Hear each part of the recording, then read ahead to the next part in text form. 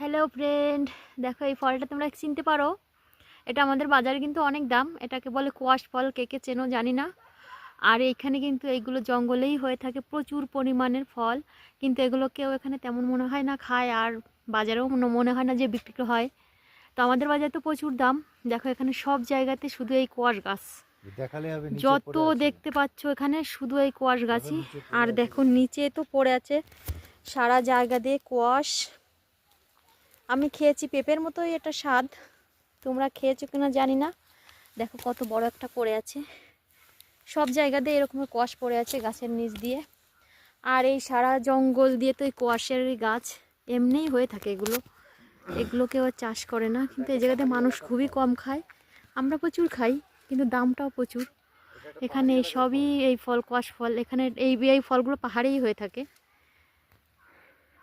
তো কেমন লাগলো অবশ্যই কিন্তু কমেন্টে জানিও। আর আমি একটা ফল একটু দেখাচ্ছি হাতের কাছে থেকে।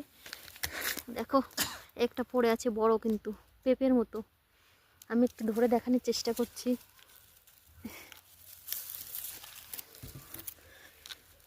দেখো গায়ে কিন্তু প্রচুর কাটা, কিন্তু এটা স্বাদ একদম পেঁপের মতো। দেখেছো কতটা সুন্দর? দেখো দূর থেকে দেখানোর চেষ্টা করছি, প্রচুর কাটা কাটা। আর গাছে যে এত পরিমাণ হয় সে না দেখলে বোঝাই যাবে না। দেখেছো কত সুন্দর? আর সবসময় গাছের নিচ দিয়ে তো পড়েই থাকে। দেখো এই যে আরেকটা।